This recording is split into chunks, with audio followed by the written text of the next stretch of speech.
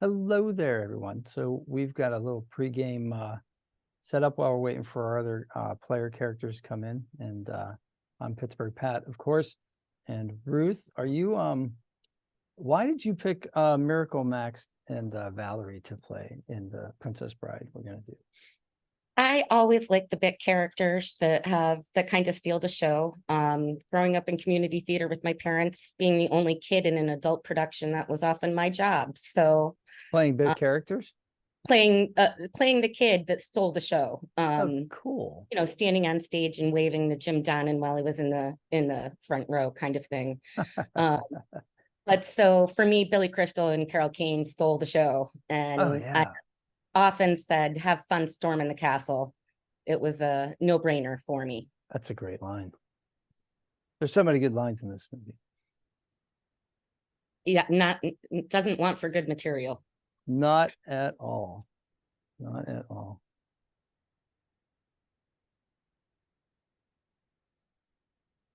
So what do you think it's gonna be like playing two characters at the same Um, it's not like this whole thing isn't a complete challenge to begin with. So why not just go dive off into the deep end? There you go. Boom. Let's do it. Let's do I'm it. going to rely heavily on my fellow players this first session. It's gonna be fun. Oh, so I watched the movie 3 times this week, trying to make sure that I was familiar with the material. That was my research. So, What did you discover upon repeated viewings that you had missed?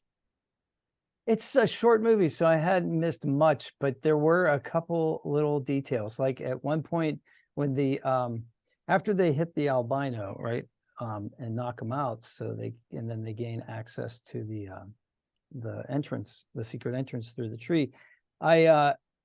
It never occurred to me before, like what happened to the albino, but he's there in scene face down in the wheelbarrow. And I think that's the first time I noticed that. And he's there in a couple different scenes. Like they cut away a couple times. Must have been one continuous shot, and they edited it maybe because he's in the exact same position. And I imagine it's an actor. I don't know. I mean, it seems like it would be the easiest way to do it, but it's completely motionless. So And staying completely motionless is actual acting. That requires a great deal of fortitude. yeah, especially if something funny is happening around you, Exactly. or at your expense.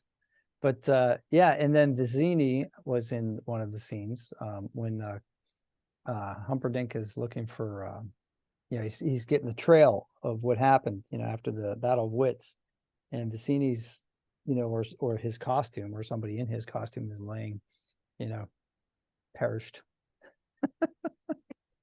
I guess I noticed that. I think I noticed that before, but the albino was the one that I didn't notice. And yeah, I can't think of anything offhand that I hadn't, but I've seen that movie so many times.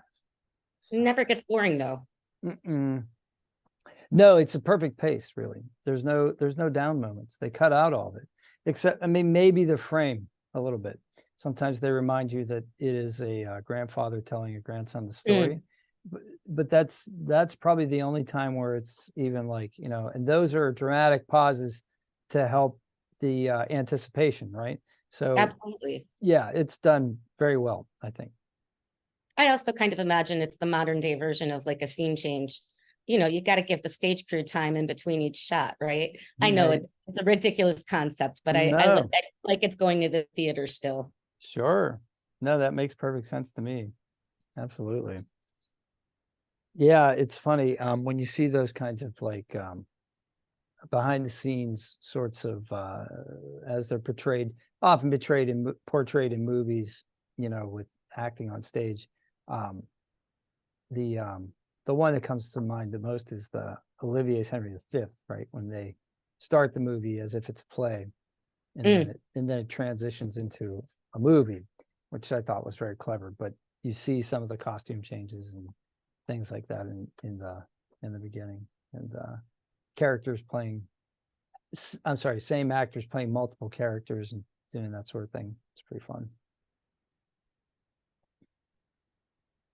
So See, so we're taking it old school by me doing. What's that? we're just kicking it old school by having me do Max and Valerie both. Totally. Curious to Going see all who the way else- back to Elizabethan England. Yeah.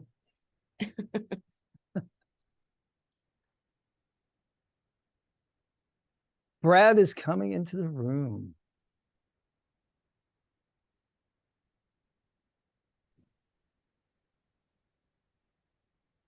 Hello there. What's going on, Brad? Hello. How are things? Not much going on. My Zoom's being weird. It keeps like resetting itself. What's resetting itself? Zoom. Uh, Because apparently it needed another update despite last week already having one as well. yeah, I had an update last week too. I It's had almost like as bad as 5 Adobe. updates last week. 5. Wow. I mean, it wasn't just every device. It was multiple times on each device. It kept reloading and rebooting. I wonder what's going on. In the middle of a CEO meeting. Dang. Yeah, it's never at a convenient time. No. Well, I think it was Tuesday. I think it was Tuesday. I was talking to you and Brad and our mutual friend Katya. And my iPhone said, "Oh no, it wasn't. It was Phil." I said, "My iPhone says your iOS will update tonight," but it should have said your iOS will update tonight, whether you want it to or not. You know, that's the way Apple is. So I guess Android. Yeah. There was always like a loophole that I found when I was younger with that, and it was called never go to bed earlier than 3 a.m. because if you just like stayed up and had your phone at less than 50% battery, it just doesn't do that. Is that right? It only updates automatically if it's either plugged into power or if it has above 50% battery when it starts. Oh, okay. All right. And then there's also a setting where it won't update unless it's hooked up to Wi-Fi too. So yeah, they have that sometimes as well. But I was a degenerate who used my phone all the time and stayed up to like 3, 4 in the morning when I was up on campus a couple years back. Yeah, it almost never updated unless I told it to at that point. Cool. So Brad, why did you pick the character you picked? Well, it was hard for me to like pinpoint why I picked him at first because I was like, I like his voice, and I felt like I could like force myself to sound something like that, but I couldn't pinpoint why he sounded familiar to me until I realized, oh, he's the voice actor for Rex from Toy Story. And so really? I always thought I always thought that voice was just like a really fun one to try. I did not know that. I did not know that Wallace Shawn was. I guess I haven't seen Toy Story in a while, but he's definitely a working actor. He's been in a lot of things. Yeah, because I was saying I thought I'd seen him from something else, but once I saw it online, I was like, oh, he's played in Rex from Toy Story. I was like, oh, that had to have been it. No doubt. But yeah, I also just like the way he talks and just like presents himself. It seems really funny to me. But I also the only thing I didn't like in the movie is that they just like spoilers. They just kill him off. Like he of the 3 people that Wesley has to go against, he's the only one that actually dies, and it upsets me because he was my favorite of the 3. Yeah.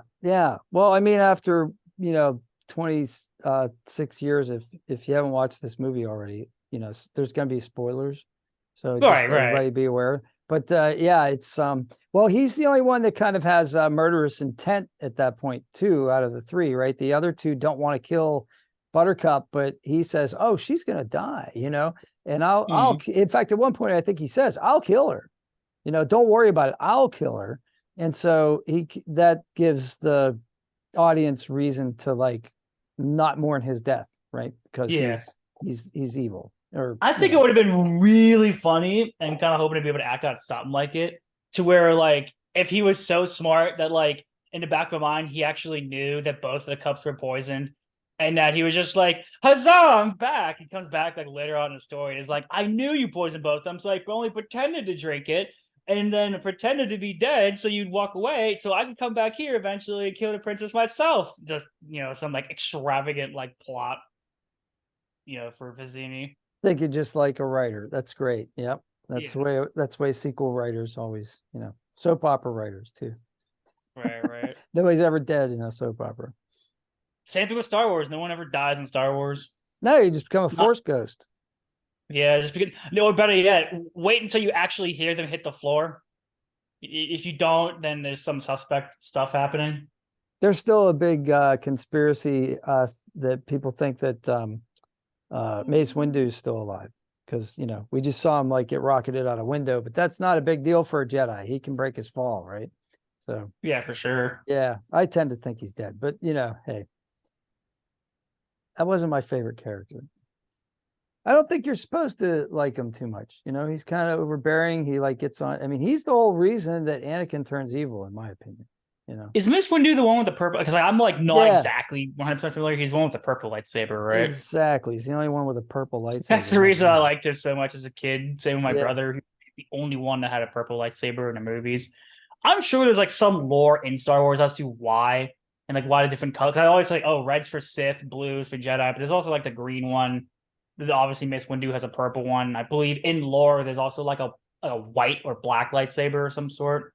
I think it's the white one where it's like it's just like so powerful that like what was there about that? I saw like a YouTube video about it a couple years back.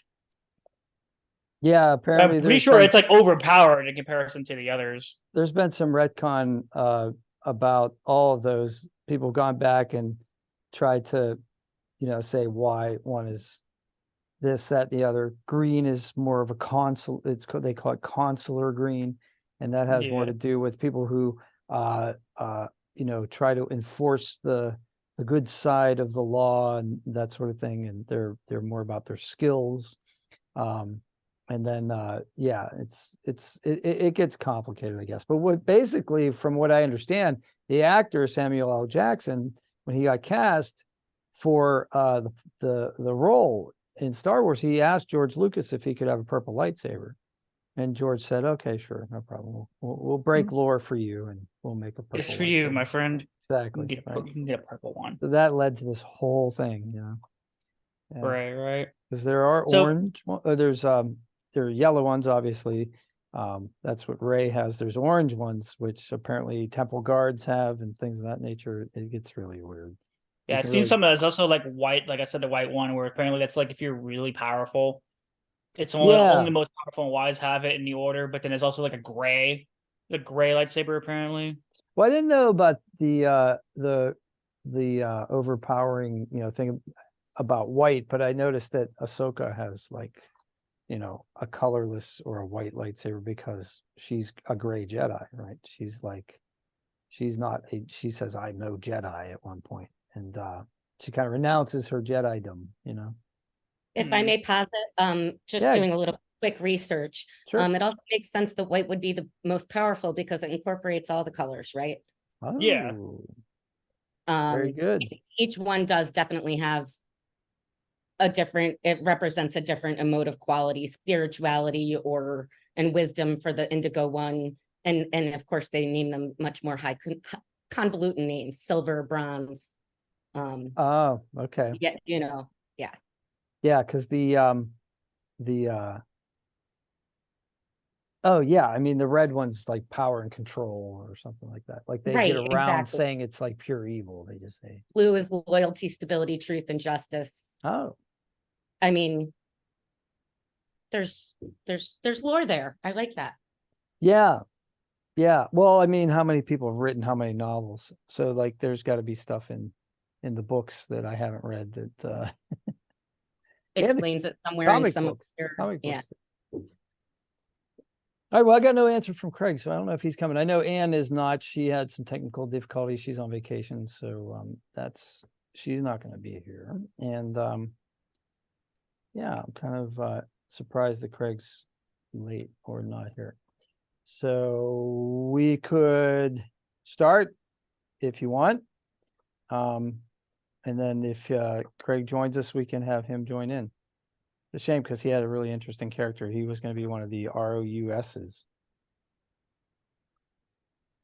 So he was going to play a rodent. So I thought would be interesting. So, well, we'll incorporate him if he joins us on the way. So maybe he's having costuming difficulties. Wouldn't that be awesome if he were going to dress up like a giant rodent?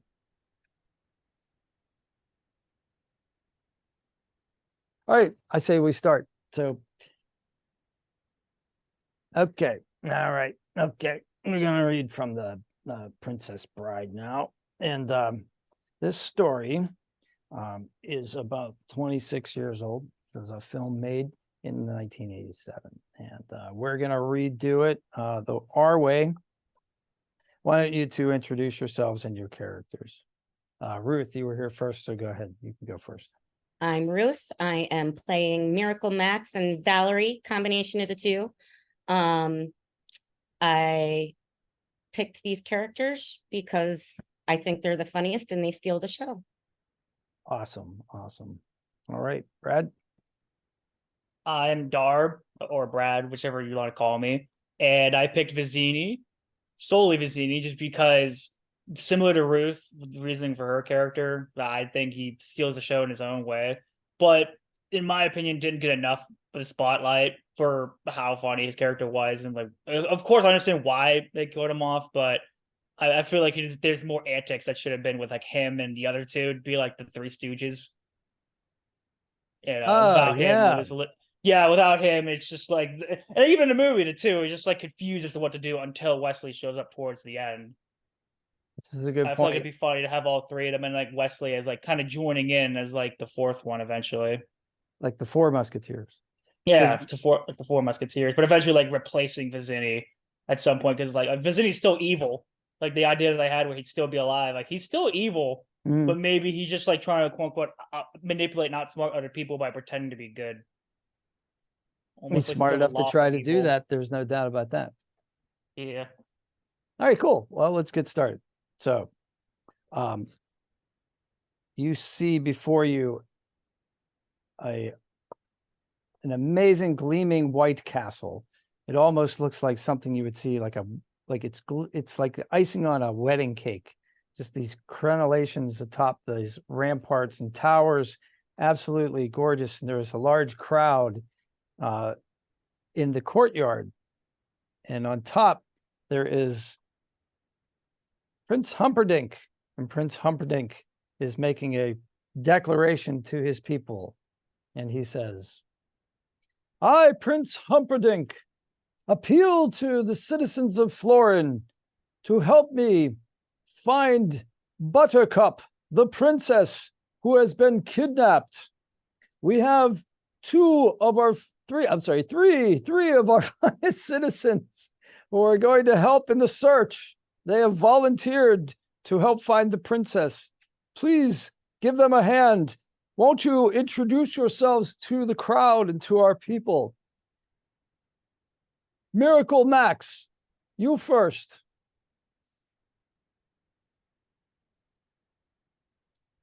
You muted, by the way. Hi. Miracle Max here. Ready to join the hunt for Buttercup. And I've got my wife, Valerie, in tow. She's real good in a pinch, too. We're here to help. Valerie. Oh, thank you for helping your husband, Miracle Max. Say something to the crowd, please. well, this schmuck couldn't get anywhere without me, so I've got to come, or else what else is he going to do? He's useless. And of course, Vizzini, one of the smartest men, if not the smartest man in Florin. That's right, Prince Humperdinck. I'm going to do my best to find her, and I'll not do my best. I will find her, because as the smartest man of this place, I will be sure to find her. It is inconceivable to possibly think that I would not be the one to find her. You could have set me up by myself and I would, but I only have these others with me solely out of respect and kindness to them, to make them not feel bad, do not match my intellect. But listen to this blowhard. Very good, very good. Well, come into the castle and we will give you the latest information that we have about the location of Princess Buttercup. So the crowd gives you all a great round of applause, and fanfare and trumpets sound as you are marched processionally with an honor guard into the portcullis, the gates of the castle. So you enter the throne room, and a kind of a what's the word? Dotard? Is that the word? There's a king who is rather senile, queen on the throne as well. But Prince Humperdinck is standing, and he comes up and approaches you in his best royal blue robes and adorned with many gems. And he says, "You will be handsomely rewarded if you bring my bride to be back to me. Thank you for participating in this hunt, this search. We found her, the last we've heard from her, she was taken aboard a ship which left Florin Harbor and headed west towards Gildor. We think that perhaps the Gildarians have kidnapped her. If you could find her, we would be most appreciative. Perhaps you would start at the docks and begin your search." Do you have any questions? Yeah. So, What's yeah. in it for us? What's in it for us for finding Princess Buttercup for you? So there's a very large chest of gold, chains, coins. There are rubies, there are emeralds, there are diamonds. It's about the size of a large suitcase, and it is open, and he dips his hand into it and kind of runs his fingers through it and says, "Will this be sufficient for your services?" So Vizzini's gonna, what's Weir's called? He's gonna investigate to see if that's real or not, Okay, give or me see if he's being faked. an investigation check. God dang it! I forgot my physical dice upstairs. I gotta use my computer. Okay. Let's see this. Yeah, they usually just use a dice roll on here. Sure. And then investigation. Pretty sure you have a proficiency in investigation. I have a proficiency in Arcana and Insight. Oh, okay. So are you So doing an that would insight be check to see if Humperdinck is trying to fool you, or Yeah, to Are see if you he's trying to trying to fool us see with if- fake money. you're trying to see an investigation check to see if the money is fake? Right. Well, Okay. I got a 19 base, but I think I get a +4 because my intelligence is 18. Okay. So unnatural 23. So either way, he seems very sincere. He definitely wants you to go and find Buttercup, his bride to be. And the gold is real, as far as you can tell from this distance. There's no doubt. I mean, you'd have to get, an jeweler's eyepiece to look at the gems, but they certainly seem real enough. And they match very closely what Humperdinck is wearing on his person. So, and actually you recognize the florins, you recognize the heads and tails of the coins as the coin of the realm. So doesn't seem to be any deception here. All right, just making sure you're not trying to fool me here. Just make sure you're not trying to swift me with fake money. I don't think you would do that, but you never know. You never know who can trust and who can't trust these days. All right, well, I'll go after her. I don't know what these two want to do, but you got my opinion. You got my vote. Very good. Let's let the loudmouth lead for now. Certainly. All right, so you accept your mission. So how do you want to proceed? To the dock? Yeah, just go to the dock first. Do you just want to go on foot, or what do you want to do? We should find horses. So you can request them from Humperdinck, who provides you with horses and a cart. So if you're not proficient with horses, you can ride along to the docks. That's no problem at all.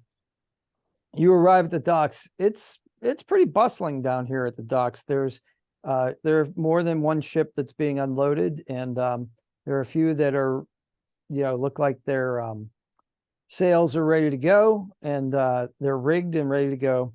And there's probably at least 36 people walking around doing various tasks. What would you like to do? What are the various people doing? Let's see. Well, there's somebody unloading a big barrel of fish. Looks like they're going to put them on a cart to go to market with some straw to keep them from sliding around in the back of the cart. It also looks like there are some sailors that are maybe new crew, and they're hauling things onto one of the sailing ships, and there's kind of people you would find working the dock, basically coiling ropes, basically, and then a couple people just kind of loitering, just kind of smoking pipe or just hanging out, resting. Well, it seems to me we should be asking some of these people if we can get any information on the people that might have taken her, if they saw her go. I leave it to me. Leave it to me, guys. I'll talk to him. I can get words out of him real easy. So he walks up to the nearest person, particularly to the one, I guess, with the barrel of fish. Okay. Excuse me there, good sir. Roll a Constitution check. Constitution check. All right. Sure. I guess because of the smell. Fishy smell. 17. I have an 8, so that's -1, so 16. It's pretty smelly, but you somehow are able to put a cloth across your face and approach. But go ahead. Oh, hello there, my good sir. Yeah, what do you want? Well, first off, is there any way you can maybe make this smell just a little bit better? Just a little bit. Oh God, where did you get these fish from? And then he reaches his hand into the bottom where most of the fish that have been gutted, their entrails are, and he kind of plops it onto the back of the cart. Was this better for you? Most certainly, most positively better. Yes, it is inconceivable how you can make this smell so wonderful. Now, if you could do us a favor, we're looking for someone special, a Princess Buttercup on a ship. Did there happen to be a ship nearby? Did you happen to see a ship leave here recently? I mean, if you're talking about the prettiest woman I've ever seen in my entire life, yes, there was someone who fit that description and left on a ship about 2 hours ago, headed east towards Gildor. Yep, that sounds like a place. Those filthy Gildorians, as always trying to rough up our feathers. In fact, I think that ship over there, the Silver Elephant, is heading towards Gildor. Is due to leave at any moment. Who's the captain of that ship? Where can I speak to the captain? I want to speak to your captain.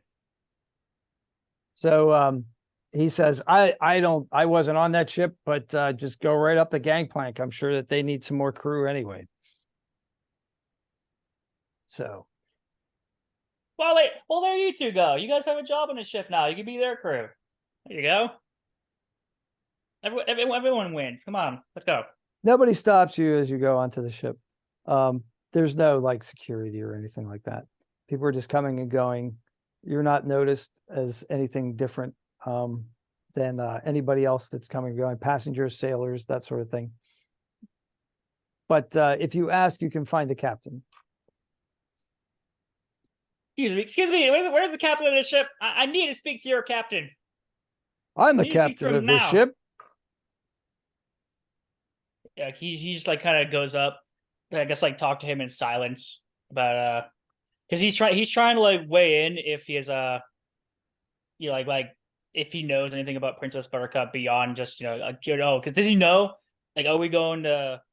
Well, I heard that she was kidnapped. That's for sure, and I'm certain that since we're heading towards Gildor anyway, if you want to put in a good word for me with Prince Humperdinck, I'll be happy to take you along the coast and drop you off anywhere you want. Sure, yeah, I'll sure do that. So long as you can get these two a job here, as your crew. They've been doing nothing. They've been doing nothing this whole time.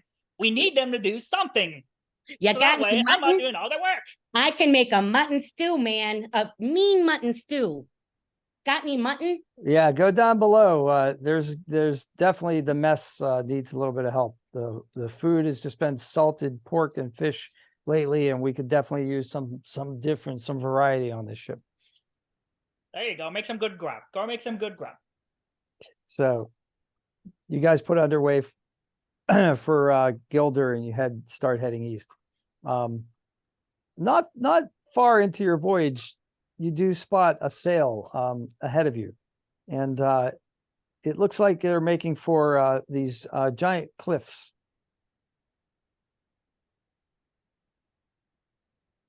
Sanity. I'm sorry, can you repeat that? I apologize. Sure.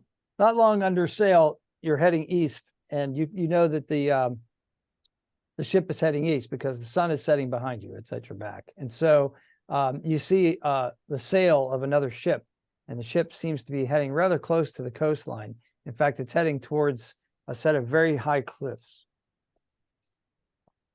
Can we see any, what flag are they flying? Ooh, good question. Give me a perception check. T20. They don't have any kind of, I rolled a 16. I forget how to do the modifiers. Oh, what's your stop. what's your wisdom? 12. Oh, that's So a it'd plus be one, I believe. +1, yeah. Yeah. Great. Yeah. You see you see a banner at the top of the main mast, and it has the ensign of Gilder on it. Aha. Oh, Virginia just like rapidly look around the ship for I can't think of the name of that. That like long looking glass that they always use on ships. that'll work. Spyglass. Long looking glass. Is that Spy- is that just a long looking glass? That's actually what it's called. Spyglass. Yeah. So Virginia starts asking around for a spyglass. Or whatever they'd call it in this realm. Do a persuasion check on the first mate. He has a spyglass. You can see him holding one. Modifier. Well, a 7 in charisma gives me, I believe, a -1, right? Oh yeah, that's right. So I got a 7. So he says, "Let go of my spyglass. What do you want to look at anyway?" Can you not see what's literally right up ahead, sir? Can you literally not see that right there? You're the first man. You can't see blindly without your little glass. That's what I want to see. That's what we all want to see. Those nasty Gonans are going to get the princess before we do. They probably have her. He turns his eye in the direction you're pointing, and he says, "Sail ho! Sail ho!" The captain says, "Come about, follow that course." And so now you're pursuing the ship. The ship seems to be coming into a small cove, and it disappears out of sight, but the captain is in hot pursuit. Is there anything you want to do before you catch up to this ship? How long do it would take for us to catch up to them? Not long, probably about 15 minutes or so. Virginia's going to go take a nap. Why do you guys do that? I need to get some rest. I need to recharge my brain for this upcoming encounter. Sounds good. Alrighty. I guess I apologize, guys. I guess Miracle Max is serving up mutton stew to the shipmates, and he's asking around. Do we know of any who these Gilder people are like? Because I don't get out much, and we're chasing these fellers trying to get a hold of Princess Buttercup and whatnot, and I think it's important to know who we're going up against. So the stories that you hear are, Gilder is the traditional sworn enemy of Florin. There is an uneasy truce at the moment, but there have been rumors of war in the last few months, possibly breaking out again. The slightest insult, the slightest incident would probably push the situation over the brink, and then there would be war between the two countries. The diplomacy. This is pretty much common knowledge. It's not something that you would need to check to get. Gotcha. Mm-hmm. But I'll tell you what, I'll give you inspiration for coming up with that. Actually, you guys both start with inspiration, which is fine. So you know about inspiration, right? Yeah. You can use the re-roll or something of that nature. Okay. Brad, you muted yourself. I don't know if that was on purpose or not. No, yeah, it is. I'm eating Okay. my lunch right now. So- I didn't want you totally- to hear that. That's totally cool. And you want to eat, drink, or do whatever you want. That's totally fine. If you need a break too, you just raise your hand and we can take a break. I'm perfectly fine to keep on going. Cool. Just gotta do multitasking here. All right, great. So the ship pulls into the small cove where the other ship disappeared, and you see a long rope stretching from a great height. The ship is still there, but there seems to be no one aboard that you can see.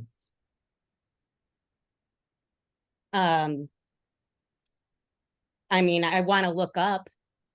Okay, do a perception check. It's a good idea. Most people don't look up. Oh no. It's a 7. So Yeah, a bird's flying overhead, and he kind of poops right on and hits you right on the forehead. well, then while I you're get looking up. good luck. So I get There, to there you go. look again. Yeah, so you could roll again. That's how luck works.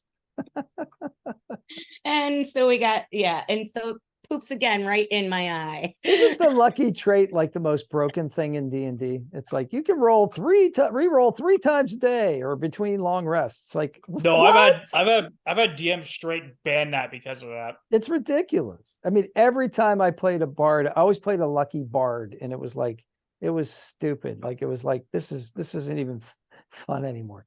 All right, so yeah, you can basically see that there's a rope that goes up to the top, and that's about all you can really tell. A lot of crags, possibly somebody could free climb this, but it would be really, really treacherous.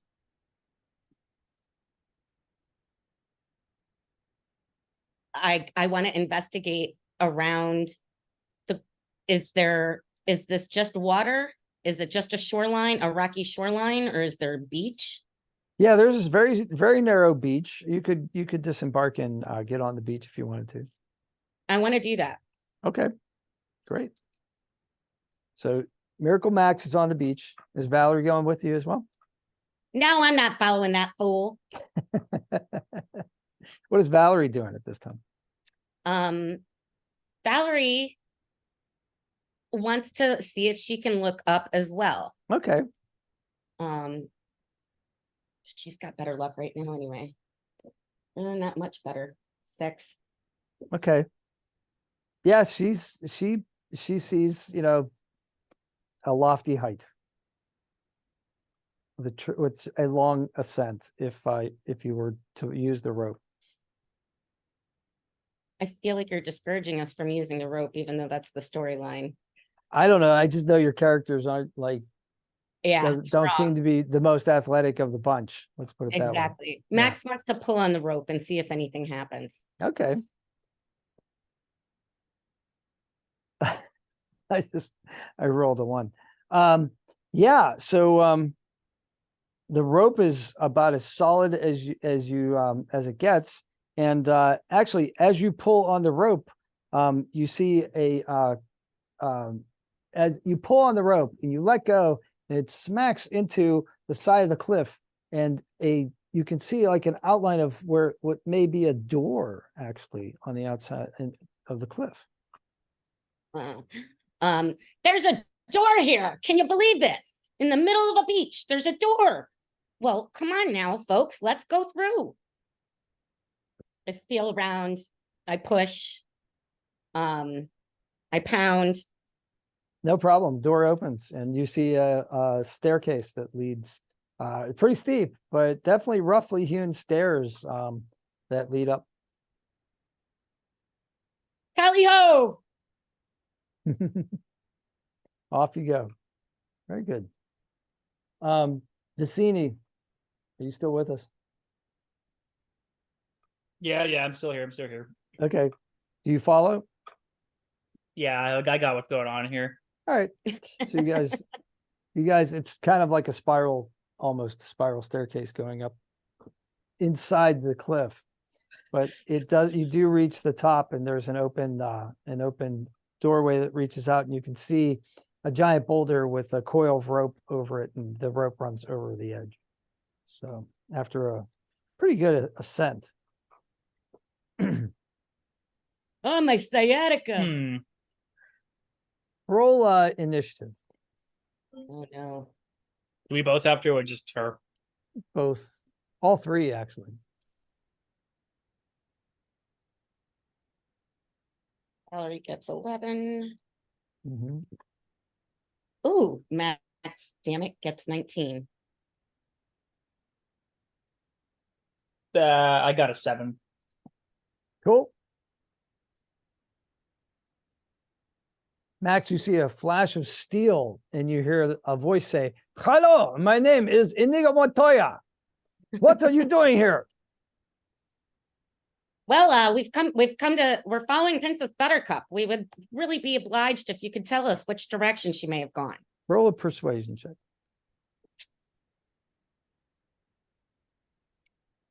Big money, no whammies. 2. Two. That's probably the biggest whammy you could have got. Except for one. Oh, one would have been better, probably.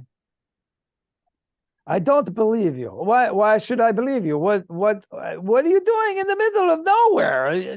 This is crazy. Valerie Yeah, pushes Max out of the way. Now listen, my husband's an idiot. I apologize. You were clearly an intelligent man. I am clearly an intelligent woman. Why don't we come over here and I can explain to you that we can give you a firm finder's fee for helping us. He's just starts laughing to himself. Inigo is intrigued. Inigo says, well, there's not that much money in the revenge business, so I think let's talk. Well, revenge. Who are you trying to get revenge upon? When I was very young, this six-fingered man, he come and he killed my father. He slaughtered my father. He was supposed to pay for a sword. He offered him 1/10 what the sword was worth, what he originally agreed to.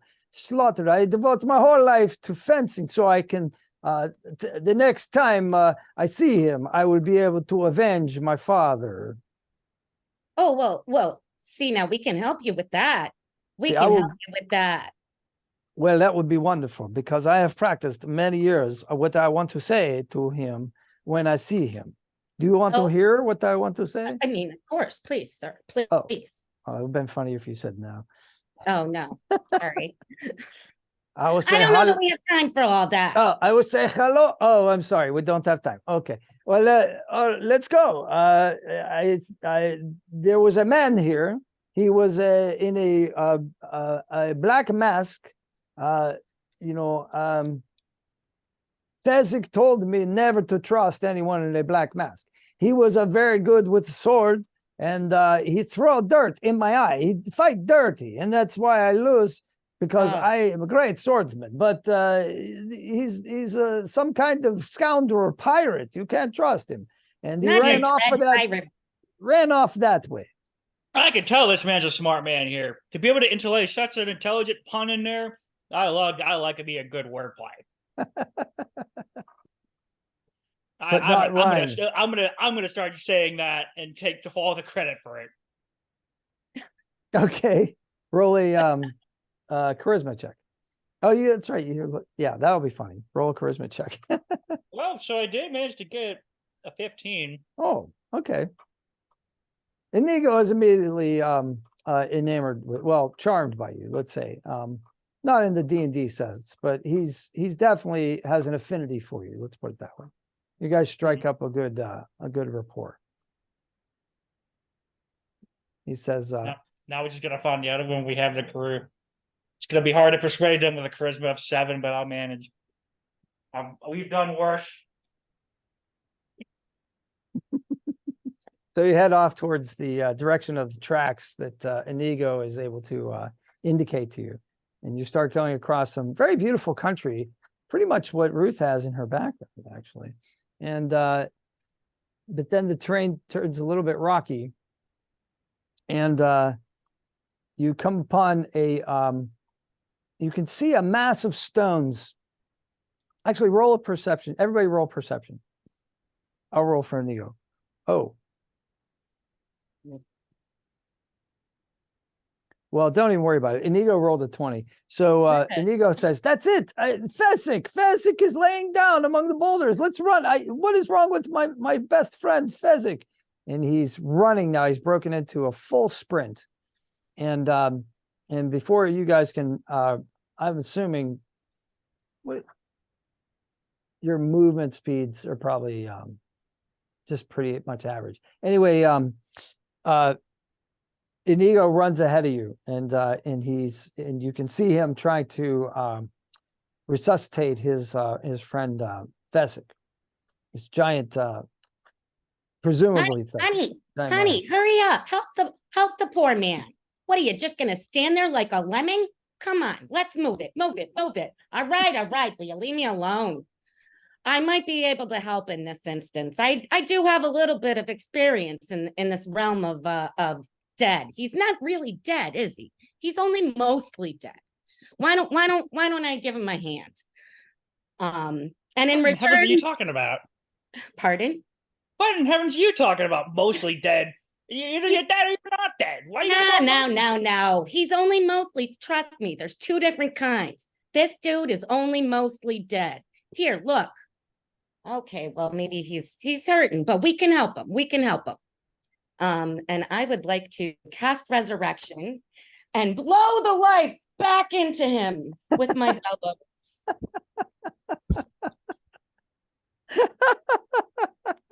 And it works. It works. Oh, so the bellows is rather inconceivable, but you do cast resurrection, and so Fezzik takes a giant breath, and you hear almost a groan, like a echoing, almost bestial groan, because the man's so big, and he opens his eyes, and you can see the gratitude in his eyes as he mouths the words, thank you very much. Oh, it's nothing. It's all my pleasure. So he rolls over and tries to pull himself up. Inigo tries to help him, and he does rise to his feet, and he is a full 8 feet tall, and it's nothing that you've ever seen before. So Inigo says, Fezzik, what happened? And Fezzik says, I don't know. I had a big rock. I threw it at the man in black. You know, I don't trust anyone who wears a mask. And he dodged, and he's very quick. He ran between my legs. Next thing I knew, I passed out, and that's when you found me. Thank you very much for waking me back up. Well, now you're going to help us, right? What are you doing? We're going to rescue Princess Buttercup. Princess Buttercup. I think, well, she was with me, but then Wait. the man she was with you. Oh, I shouldn't have said that. Now, why on earth would the Princess Buttercup been with you? Well, Inigo, do you want to tell her the story? It'd take too long to explain. I'll tell you later. Let's go find her we first. have plenty of time right now. No. Tell us everything. No, actually, we can walk and talk. Okay, let's run and talk. I'd be down for that. You guys start running, and Inigo says, "Oh, it's crazy story, terrible story. So we are long lost circus performers. We run into this lady. She needs our help, so we take her to where she wants to go. That's the end of the story. This is the only thing I can tell you. It's crazy. It's crazy." Now, wait a minute. You ran into her and she was alone? She was riding her horse. Her horse fell down, broke a leg. A horse is crippled. Very sad Horses story. don't just fall down, mister. I don't know. We come up on her. The horse already fallen. I don't know. It's crazy. Wasn't that right, Fezzik? Sure, Inigo. Whatever you Yeah. say, buddy. I would like to invest. I would like, what is it? Is it perception? Yeah, perception will work. 15. And what's the modifier for that? So that would be perception is wisdom, right? So, Yeah, 12. So yeah. plus 1. So +1. So you roll a 16. Inigo rolls a 12. So he says, okay, I level with you. The Prince Humperdinck, he hired us to kidnap Buttercup. He say it start the war with Gilder. So like I say, he pays us. I did not too much money in revenge, so we take the job. But yes, but now she's gone. The man in black has her, so we have to go find her. So you nasty boys tried to kidnap the princess. Oh and no! This Humperdinck character, he's paying us to go rescue her. He's what? And how do you how do you lose a princess? You were like the size of 3 men. He's looking at the giant one. He's like, how do you lose a fight against anyone? I was fighting against one. I'm gonna do Stallone. Fighting against one guy, and used to fighting against like 10 guys. And it's different when I wasn't used to it. He got me in a sleeper hold and I fall down. No, hold on. Is it concealed? Possibly you trying to explain to me that this was harder for you because there was less people to focus on. Oh, what sense does that make? What sense does that make to any of us? I don't know. All I could tell you, it's a crazy plot device. I have no idea. At your size, all you have to do is stand still. He can't even push you. Inconceivable. Is he big like you as well? Is this man in a mask as big as you? It was really fast. Well, if he's really fast, I'm certainly not going to be one to fight him. The world imbued me with brains, not with bronze or steel like you two. No. That should be your jobs. And yet, you guys seem to not be able to do this on your own. So clearly, I'm going to have to take over as your leader once again. Just like with these two over here. With this married couple who's already been such a pain, talking nonstop about food and how you could possibly be mostly dead and not just dead or alive. Well, he came back, didn't he? Yes, he came back. That doesn't excuse that. It's still inconceivable to think that he was mostly dead. No, he was still alive. You just resuscitated him from being dead. Where was the man in black headed? Where is the masked man headed? Inigo says, "Well, if you're so smart, then why would the Humperdinck hire us to kidnap Buttercup, and then you hire you to rescue her? It doesn't make any sense to me." You just wouldn't understand. You just wouldn't understand the layers that the Prince Humperdinck has. We don't question his authority. We don't question his plans. We just follow. We just follow. We get the money, and then we can go away. We can go far, far away from this place and live our own lives and make our own kingdoms. So I'm going to break the fourth wall.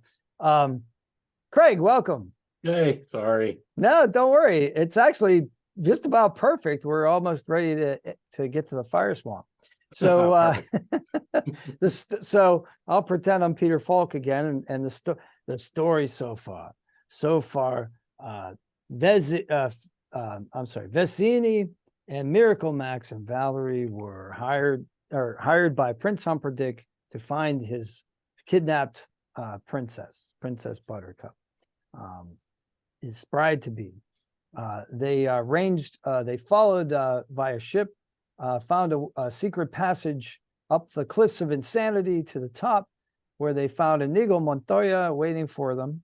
And he said that he had fought a duel and lost because the man in black threw sand in his face and was able to escape. And then they came upon Fezzik, who was found lifeless on the ground. Miracle Max resuscitated him. And then and that's basically where we are now. The five, Valerie, Miracle Max, Vecini, Inigo Montoya, and Fezzik are all trying to follow tracks in the direction that presumably the Man in Black and Princess Buttercup have taken off. Yeah. So towards the fire swamp. So how are you today? Very good. Very good. All right, good. Yeah, I apologize for being late. I completely flaked. And like I've been working, it's a long story. But suffice to say, I was moving a lot of heavy stones around, and Oh my. I got tired and fell asleep, and then woke up and said, "Oh, wait a minute. Oh, I'm supposed to be somewhere. it's 2:30." It couldn't have happened at a better time, actually. It weirdly So, sounds exactly like what's happening in a story too. pretty much Man, the heavy rocks. Moved around heavy The heavy stones. rocks. Yeah. Got sleepy. Yeah. Yeah. Mhm. That's pretty much There it. you go. Good. All right. So back into the story. Back to the story. Back to the story. So you guys see roll perception checks. Everyone except Craig. We're not here yet. I'm not here yet. Your yes. character's not in there yet. In fact, yeah. Actually, that's not true. You can roll a perception check as well. Max Grab my got a phone real quick, 13. hang on. I forget what Valerie got, but it was low. Okay. Forget what my perception. Darb, 13 what'd you get? plus- Vecini. Wait a second. 8, Teeny. 13 plus 4. Perception is wisdom, right? Yeah. Plus 4. So 17. Oh wow. Yeah, I would have gotten a 16 then. You guys see two figures silhouetted on the ridge line, and they seem to be moving relatively, pretty good clip. Not exactly running, but they're not walking either. They're moving pretty fast along the ridge with the clouds in their background. Hmm. I say we pursue. So you continue to follow them. Very good. They disappear over the hill as you approach. By the time you get to the place where you had seen them, you can see them traveling along the valley floor towards the fire swamp. So, Craig, we'll do a little isolated thing with you. So you're an ROUS, is that right? Tell us about Correct. your character. Tell the audience, tell everybody about your character. Well, I'm a rat about the size of a border collie. Are you smart as a border collie? Probably. Well, at least as dexterous. I don't even know if Probably I'm as as smart as a I've border had a collie. border collie once, and they were pretty smart. They're really smart. Yeah, so probably not that smart. Okay. Sort of average intelligence, but that average for a rat. But they're big, so They're big brains. I might be surprised. Yeah, I might surprise you. Okay. So what would you like to do with your rat character? You see two, you're an inhabitant of the fire swamp, and you see two humanoid figures fast approaching along the ravine floor towards your home. Yeah, and I probably see. Well, let me. 11 perception. Yeah, a 10's good. I'll probably So notice them. Would I notice the followers above them then?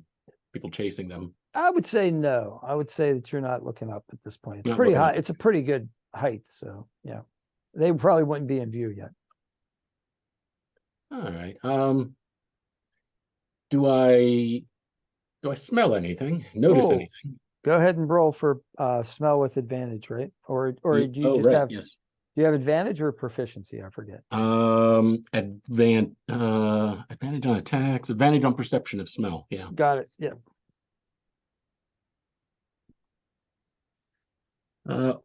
Let's say, what's that? 16. It's the best. 16. So you smell a combination of a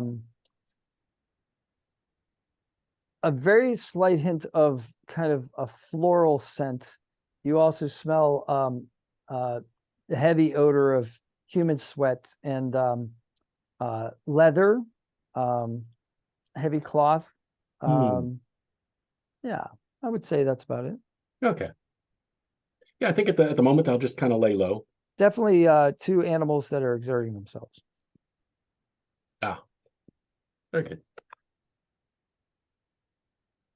They've run for some distance, probably. So I'll sort of hang back, not exactly with the other ROUSs. They're all kind of doing their own thing and have pretty much noticed them, but are also keeping a distance. I would say the floral smell probably attracts them a little. Not one of the usual smells in the swamp of. It's not the swamp of despair, is it? No, it's the fire swamp. So not one of the usual smells.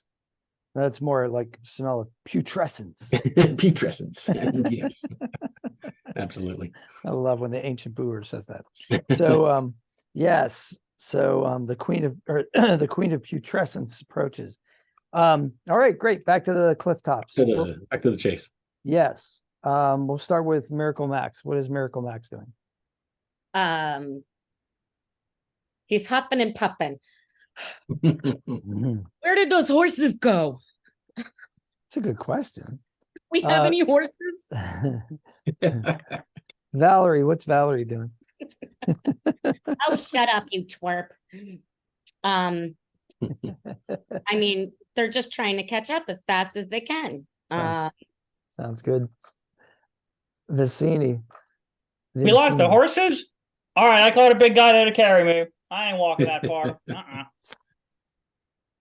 You guys should have called for him first. No. I was the only one to think of that. He's mine. Yeah, I called dibs. So you I try don't know to if dibs exist you try in to this world. persuade Fezzik to carry you. Is that what you're saying? Yeah. Roll a persuasion check. Or roll whatever you want. What do you want to do? Yeah, I'll roll a persuasion check because apparently I wrote a 19, a base 19. So I got to see what my. That'll be enough. That'll be enough. Yeah, it's like an 18, I think. Yeah, he somehow decides to be fun to give you a piggyback ride. So all you have to do is send them back to Greenland. That's right. You could threaten him with unemployment in Greenland. Greenland. Yes. So he says, "I'll take care of you," and he puts you up on his back. He has a kind of a backpack, and you kind of fit into it, sort of like a lapdog. I just became a Clank from Ratchet and Clank there. That, or maybe you're 3PO on back of Chewbacca, something like that. Yeah, something more like that. You clumsy oaf! That hurts. You put my arms on backwards. Yes. All right, great. So yeah, you guys can see you can see Buttercup and Wesley running along the ravine floor into the fire swamp, and you're up on the hilltop. How do you decide to proceed? Do you want to Can go? we yell at them? I want to yell down. Yeah. Hey! Yeah. Wait! Come back! Buttercup hears nothing. Wesley also hears nothing. I rolled double threes.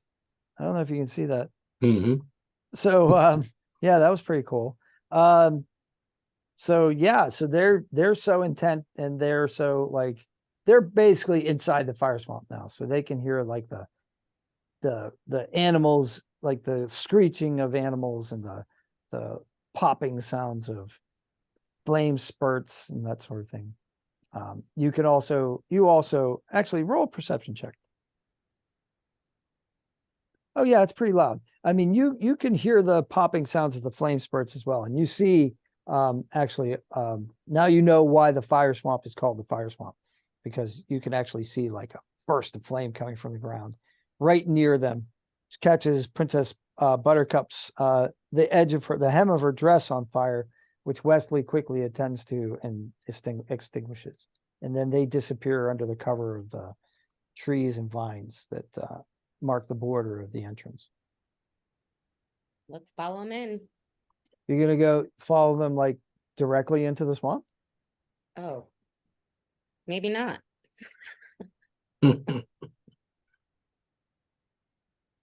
What do you think, team? We could circle round the other side, but then we wouldn't meet up with our Roos friends. So yeah, I think we should just follow them in.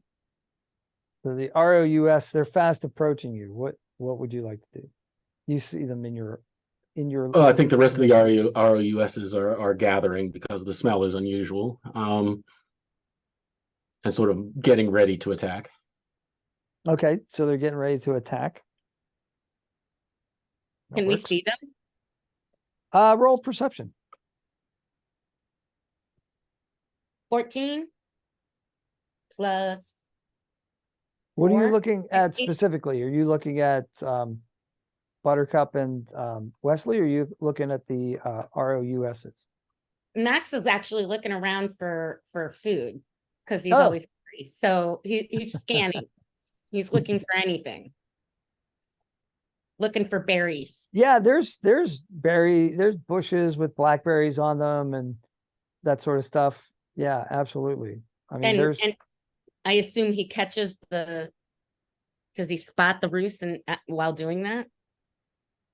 so that would be roll again. That would probably be 2 separate actions. 1. Yeah. No, he doesn't see it. He's so hungry that he just focuses on like the apple trees and the berry Man, that bushes. mutton stew didn't Yeah, last yeah. long. Do you gather berries? Yeah, he's gathering berries because Okay. moron. You moron, what are you doing? Gathering berries.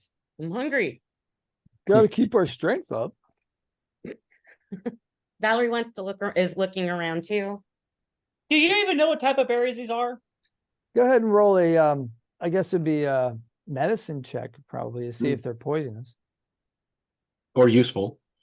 or useful. Yeah, could be I'm good just berries. free. It doesn't matter. I'm not gonna know. I think that like it's what an apple is, right? Yeah. Yeah. I got a 6. You know what like a blackberry is. I think you would be I think it's pretty safe. I don't think it's like a situation where you're like unsure, especially an herbalist, Yeah. So this would be probably common knowledge. Yeah, so no problems there. Vicini, do you have any brilliant strategic insights you'd like Well, to share? I got a 6, so probably not a lot. Well, what are you trying to do? He was trying to outsmart everyone by saying, being like, do you know what even type of berry this is? And then explain it, but he seems to not know himself because apparently it's a type of berry that's only in here, in this place he's never been to before. So he's just gonna try to like make up on it's like, I don't even know what this type of berry is. How do none of you know what this is? Well, it's the round squishy kind, so they're safe. Right. Okay, so then eat it. You're the one that can resuscitate people, so you should be fine. You should be fine if you eat if it's poisonous, whether it's poisonous or not, because you can just bring us back to life anyway, right? So Well, show us. And he goes like, actually, he should be the one that doesn't eat it because we need him to resuscitate us if one of us dies. So stay in the back. All right, thank you for volunteering yourself then. I knew that would work. He And throws the blueberry to him. You do it then. Nice. Inigo's got his sword out and he's ready to rumble, ready to lead the way. I thought you were about to say that he's like that he saw the blueberry flying towards him or whatever it is. He just gets ready to have a sword and slashes it in half. I thought that's where he was gonna go with it. Fruit Ninja, yes. He just fruit ninjas it. It's Fruit Ninja. Yeah, he'll eat it. He's hungry. No effect, no ill effect. Looks like tastes very good. So yeah, so basically they're in the fire swamp now. You guys going in or are you gonna circle around? I think we should just go on in. Just going right in. Okay, sounds good. Yep. All right. All right, so you can hear the hack and slash of rapier cutting vines. You can hear a pop, pop, like a fire spurt every once in a while. And you can also hear like, strange bird-like sounds coming from the trees as you approach the entrance, which you basically go from like this beautiful, bright, sunny day, and there's almost an immediate barrier of gloom as soon as you enter the canopy. And the darkness level just increases, light level drops precipitously.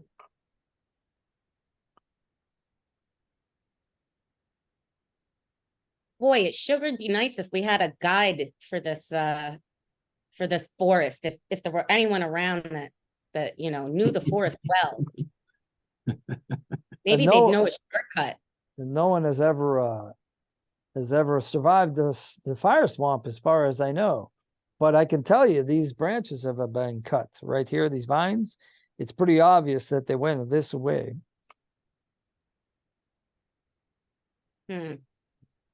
Still, though, wouldn't it be great if there was an inhabitant of the forest? Yeah. Roll a animal handling check. Now, if this were Ruth rolling, we wouldn't need to roll.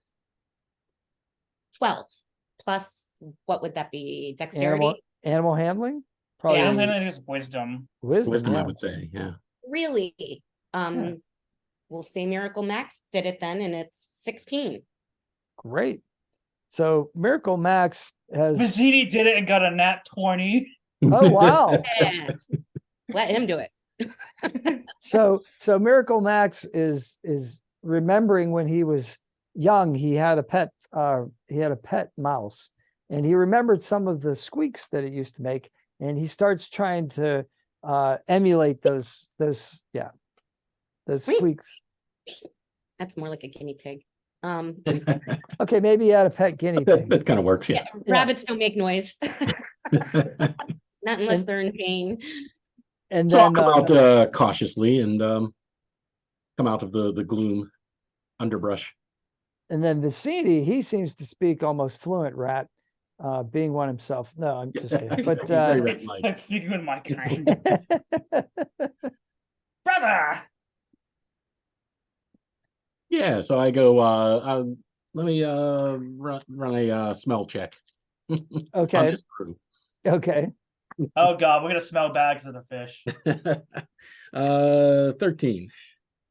Yeah, so In you particular, smell- paying attention to their packs and the food, any food that has been getting gathered. well, you definitely get a hint of mutton stew, and then also kind of fishy smell. They were aboard a ship, and then you also get like that kind of necrotic smell from maybe someone who was mostly dead but then revived, and and then also you get this kind of oily smell from someone who polishes his blade a lot. So a lot of stuff going on. I've learned here. to avoid sharp things like that, so stay away from that and go more towards the fishy, oily, smelly one. Who's making the friendly rat noises? Okay, so you guys kind of scoot around. I guess this is the party that's coming in to the here. Let me do this. We'll use our mat.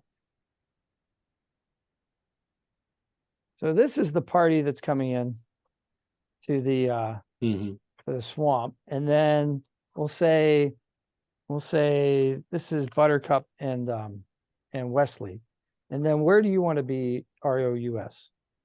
Oh, probably not there. Back where the main group is. They sort of Wesley and I just watched them run by. You watch them run Not so by, so you're interesting. Didn't kinda smell so like- good. These guys smell interesting though, so I'm gonna okay.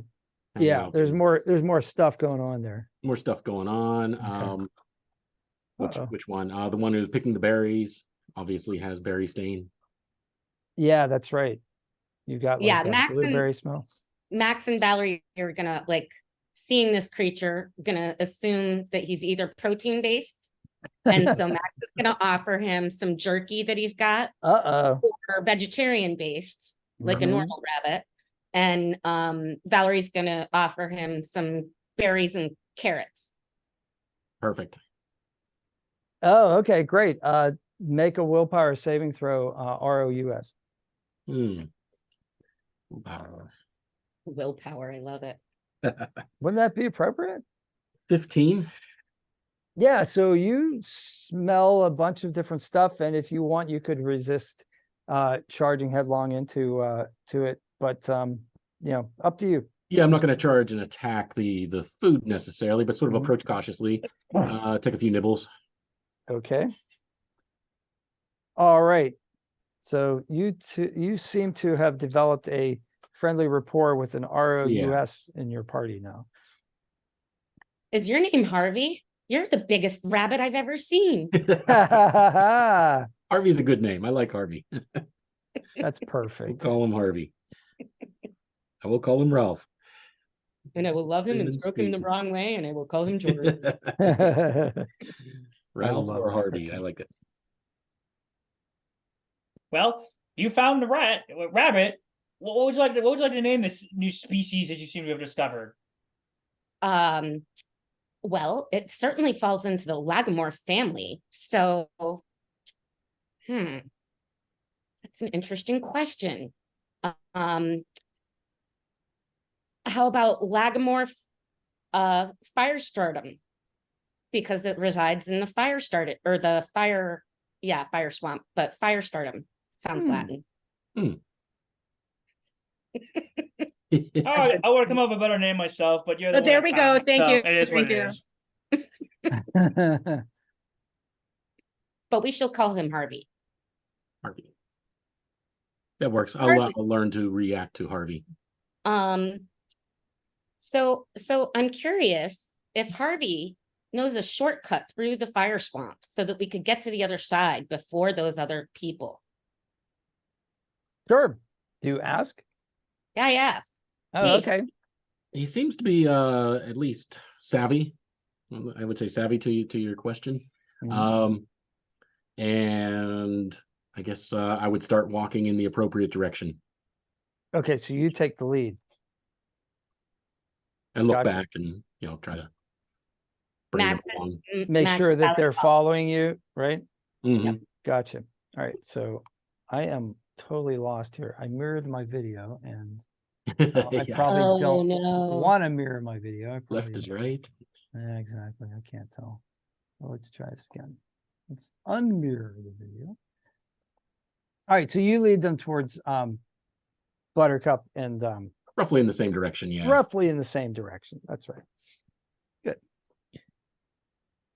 All right, so yeah, it looks like what's happened though is Buttercup and Wesley have stopped, and there seems to be a large group of humanoid figures on horseback in front of them. And so you've got them kind of penned in, like, or hemmed in. There's a party in front that's blocking their progress, and you're behind them. It doesn't seem like the party has noticed you. The new party has noticed you, and it doesn't look like Wesley or Buttercup are interested in looking behind them at the moment. They seem to be intent on what's in front of them. Should we maybe spread out and still undercover, but try to advance a little bit so that we can hear what's happening? Okay. You definitely do that. Can Oh, we hear what's happening? Yeah, you can definitely hear what's happening. They're actually at this point shouting at each other, You can hear the voice of Prince Humperdinck saying, "Surrender." And you can hear Wesley saying, "Death first." And then you hear Buttercup say, "Do you promise not to harm this man?" And you hear Prince Humperdinck say, "What?" And you hear Wesley say, "What?" And then you hear kind of a mumbling conversation. So I think we better, well, Max leans over to Valerie and says, "I don't think we're on the right side of this, Miss Valerie." She's like, "No kidding, you moron." And she turns to Vasily. "Vasily, this situation is not what we thought it was. I think we better get our hands on Miss Buttercup and then I sort agree. it out afterward." Yes, So yes, I I think- agree.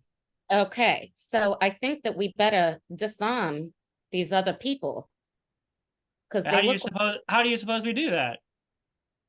Well, that's a good question. I've got one trick up my sleeve that I can try. I've got one as well. He pats the big guy he's been piggybacking on. We don't even need any brains for this. We got bronze right here. Right on. And So Valerie comes out of the forest and she casts vicious mockery Oh, okay. on the Great. entire group. Okay. And just starts berating them. Look at you, Mr. Big Shot. Here we are just about to rescue this lovely lady. Now, why on earth are you even here? But I'm hoping that vicious mockery might stun them so much that they just drop their weapons. All right. So they definitely direct their attention towards you, as they did not expect anybody to be coming out of the fire swamp. I mean, they didn't even expect Wesley and Buttercup to survive the fire swamp. So now they're seeing, this rather frail looking woman come out and start like yelling at them, accosting them. So they're definitely stunned. You would definitely have the first round of any initiative that you would want to do. Well then, I want to cast vicious mockery on the lot of them. Okay. Does your mother let you talk to ladies that way? They all seemed a little bit like looking at each other and kind of in that sort of like sheepish, embarrassed way, like, oh, I'm sorry, I don't know. We were just being boys. I don't know. That kind of thing. So yes, it seems to work. Okay. What's Vicini doing? Just watching in awe. Okay. Just such a way with words. He's taking notes. He's secretly studying and taking notes, but again, he's gonna act like it was all his idea.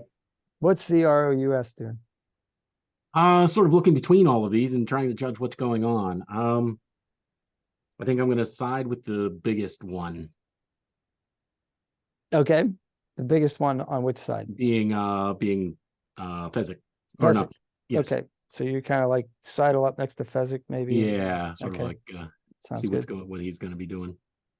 All right. Trying to get my image set here.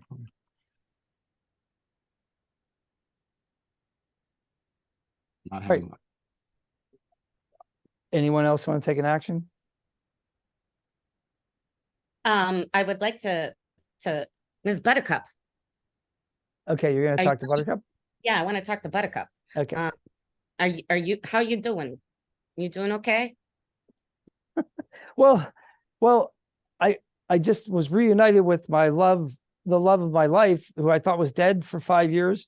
And now the prince who wants to marry me is threatening to kill him. And I think the only way that I could possibly remedy this situation is by marrying the prince, and in exchange for a promise of my love being let go and then let to survive. I don't bear that I could lose him again. I think it would just shame. You're willing to give up true love just like that? True love? No. Oh, you sure you're not gonna call it mostly love? What I've heard, I'm surprised it's not mostly love. Kind of love. I like you a lot. No, that doesn't come along that often either.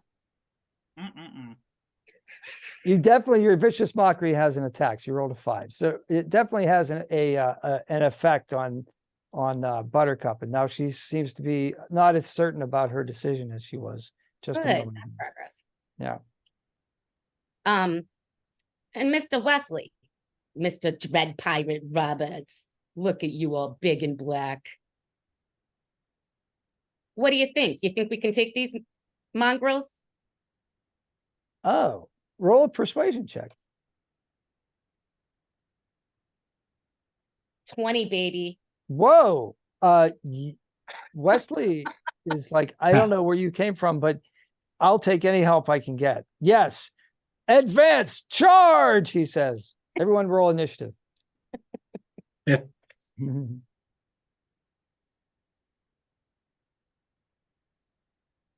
14. Okay.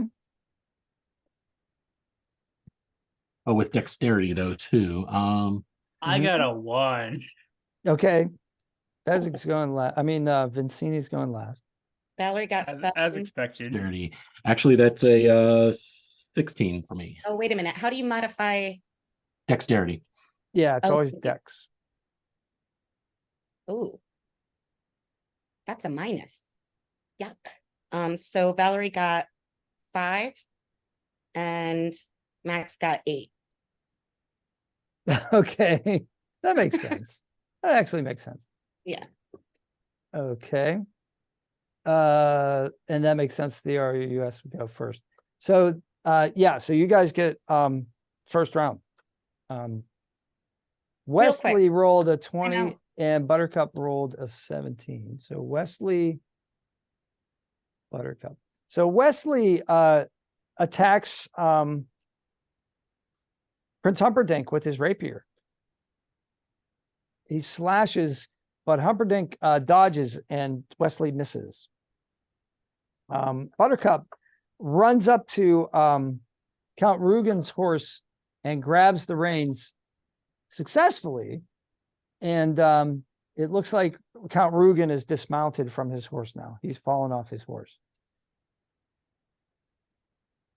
ROUS, your turn. All right. I shall leap across the screen and follow the attack and attack the same character there. Who was that? You're Humperdinck. attacking Prince Humperdinck. Yes. So a leaping attack. Let's see. So if I sort of can- fly across the screen as though thrown. Nice. Like that? Yeah, exactly. Okay, roll your attack roll. And I attack. It's I think with advantage if someone's next to him, if someone's within 5 feet. Yeah, okay. Somebody's within 5 feet. So we're good. Yeah, because 13. Even with advantage, not so great. But oh yeah, you hit. Roll damage. now the damage is not so much, just a single bite. Mm-hmm. 3 damage. Okay, so 3 damage. So Humperdinck says, I believe that is the first time the rodent has ever had the audacity to bite me. He takes the bite. Inigo's turn. Inigo runs towards Count Rugen and says, hello, my name is Inigo Montoya. You killed my father. Prepare to die. And they start dueling, slashing back and forth vigorously. Zezik looks around for a heavy object to throw, and he's trying to pull a tree stump out of the ground, basically. So that's going to take a turn. Miracle Max, it's your turn. See, now you didn't give me weapons and I forgot to think about it. That's what I was kind of hoping you guys would do on the ship, like find I'm something. No, super sorry about that, but I No, feel like that's we okay. would have a quarterstaff maybe. Does that work? oh, like a walking stick or something like Yeah. that. Okay, I'll give that to you. Absolutely. Okay. So then that's 1d6. Find your d6. Who are you attacking? There's Oh, 2 right. guards. There's Prince or Count Rugen, and there's Prince Humperdinck. Who's on the ground? Count Rugen, he's currently in a duel with Inigo Montoya.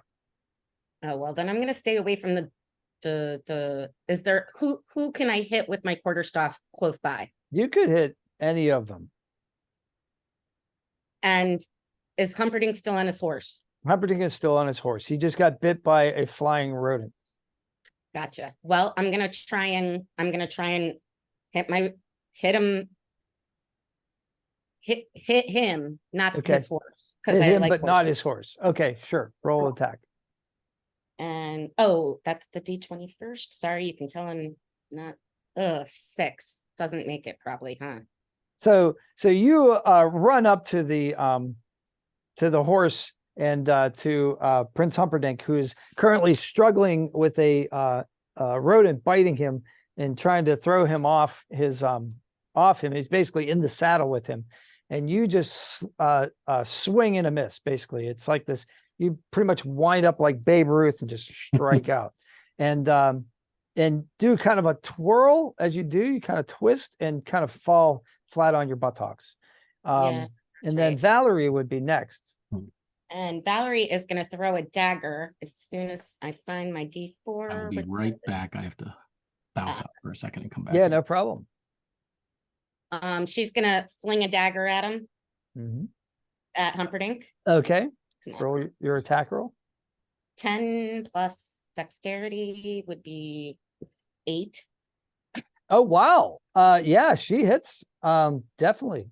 Really? Where were you? You said it. Oh, you mean it was an 8 total or it was +8? No, it was 8 Oh, total. it was an 8. No, so you throw a dagger and it like whizzes Yeah. past Humperdinck's head, and he doesn't even notice. He's so engrossed with the giant rat that's trying to gnaw at his neck. Great. Vicini's turn. So Vizzini's all he's gonna do, being like the weakest link physically in a party, he's just gonna kind of like point his finger at people and be like, "How are you missing? They're right there. Just throw a dagger at them, not at the air beside them, not behind them, at them." All right. But he's like young at them. He's actually not gonna do anything as far as like fighting. Well, so roll a d20. We'll make this almost like a bardic inspiration kind of thing. Yeah, in what's the word I'm trying to use? An accidental, I guess. Yeah. He got a, what would that be? Like, was that like a modifier or anything? Was it just the dice? I'm gonna call it like an attack roll, maybe. Just roll. What's the d20 roll? I got a 2. A 2. Okay, so that's no help at all. But good try. And then back to the top. His intention wasn't to help. He just wanted to be angry. So so Humperdinck is able to throw the ROUS to the ground, and that's pretty much his turn. Rugen is trying to fight desperately for his life and is not doing well. He's fending off Montoya, but he's not. It looks like Montoya is going to get the better of him. Where are we here? We are at. Oh yes, the 2 guards. This guard runs to Humperdinck's defense, and this guard is running to Rugen's defense. We are at Montoya. No, he was after the RUS. Okay.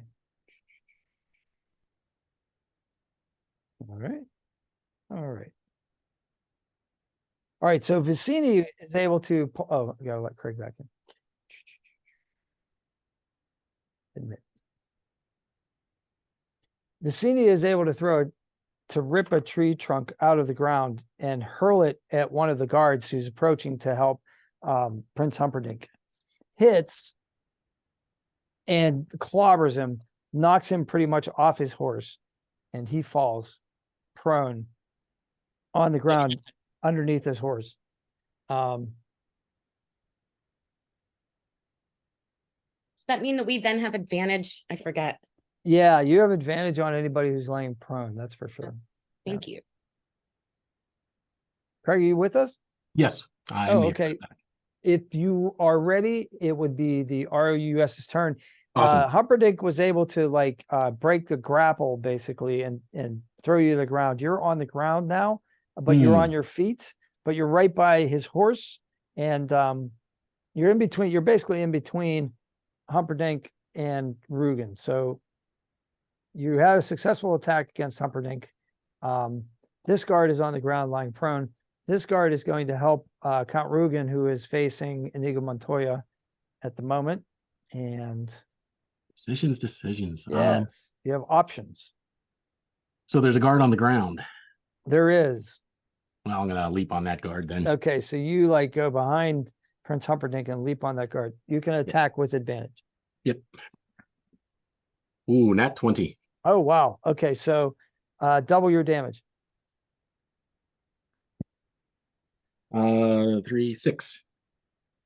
This guard was already injured by the fall, so you were able to basically bite this guard and you dispatched this guard. Let's put Dispatch the guard.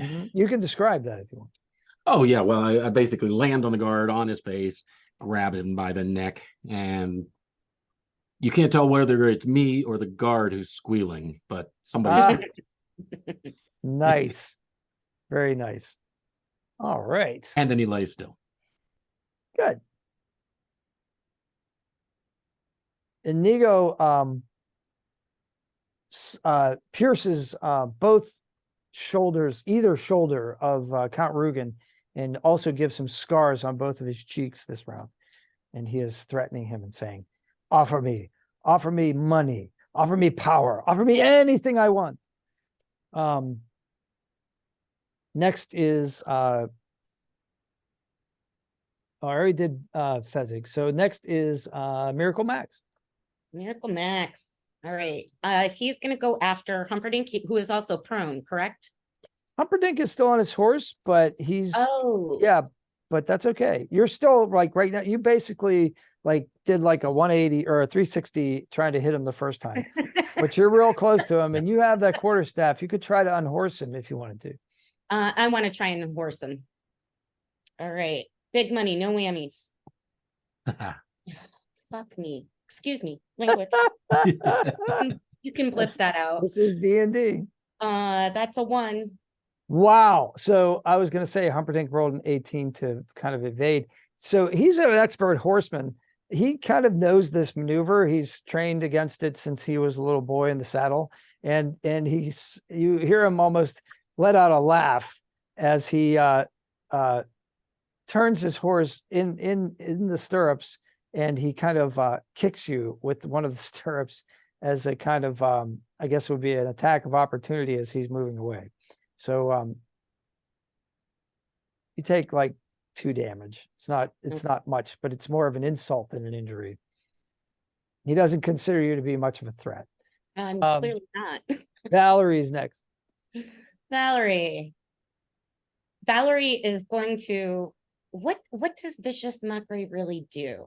Vicious mockery can do like 1d4 psychic damage, but it also, if it's successful, it makes the character roll their next roll with disadvantage, or there may be a duration of that actually.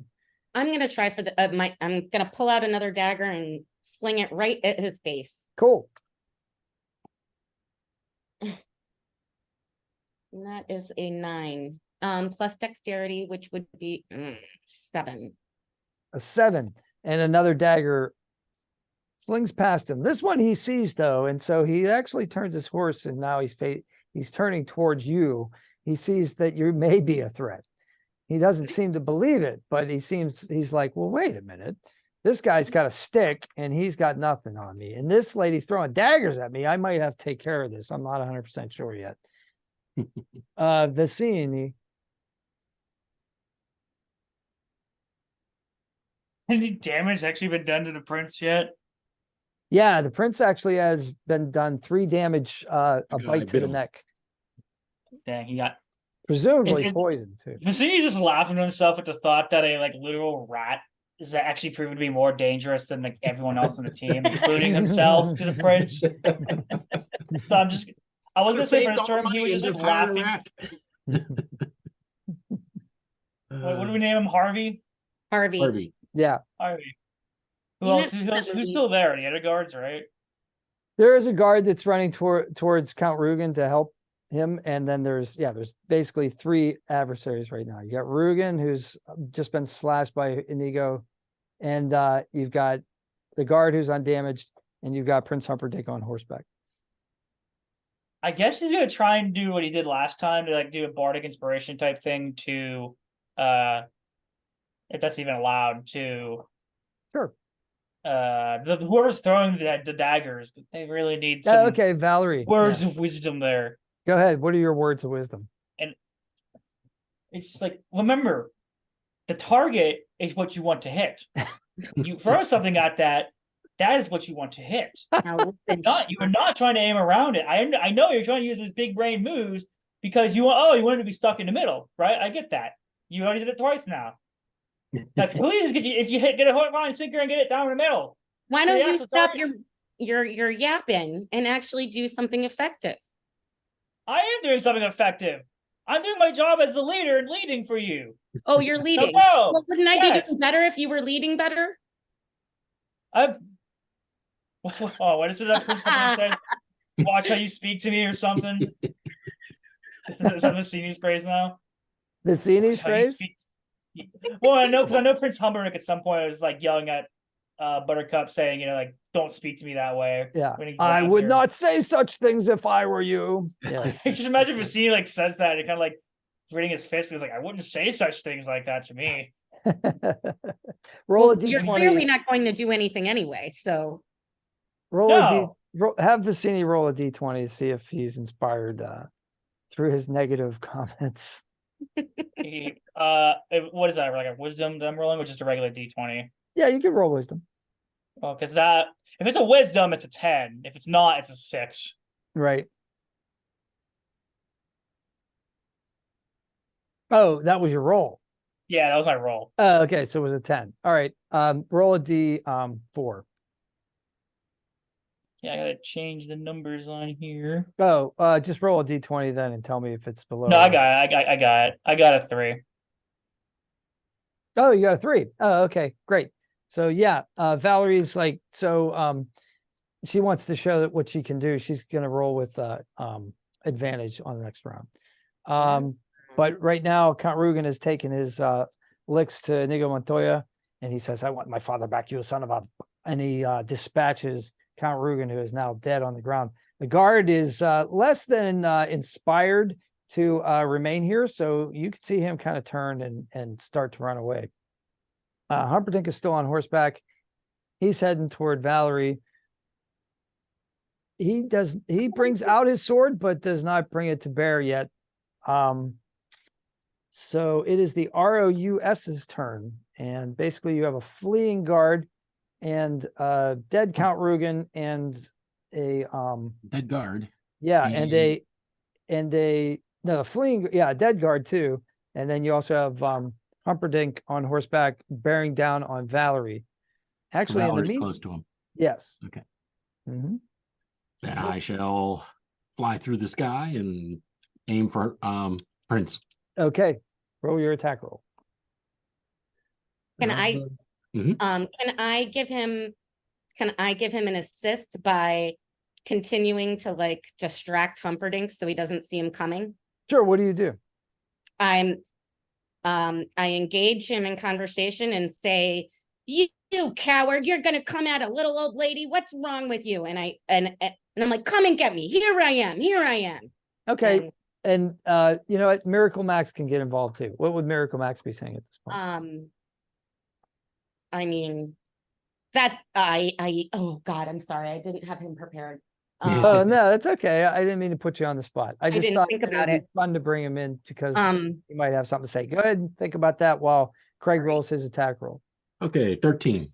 Okay, so you fly through the air and you you just seem to be able to like land in the saddle with Humperdinck. He's got one of these like kind of like shaped like a bowl, like he's really firmly in there. Like there's really no way that you can't just land in his lap. Like it's just the way the horse's neck is and the way that he holds his reins. So you kind of land right in his arms and roll your bite attack, your damage. Yeah, roll your damage. 2. All right, so like you give him a really good bite. Where do you want to hit him? Yeah, I guess on the cheek would probably. Okay, like you say, something where it's going to be visible, like something. Yeah, exactly. Yeah. Yeah. To the pain. To the not pain. such a pretty boy anymore, are ya? I would not say such things if I were you. All right, it's Max's turn. You talk to my wife that way, huh? Let's see. I guess all he's got really is his quarterstaff. So he's like, listen, Mr. Ed, I'm really sorry I'm gonna have to do this. I think he's gonna have to go over the horse to try and unhorse him. Okay. Aim at the horse's feet. Pardon? Aim at the horse's feet or something. Yeah, exactly. Oh, might- okay.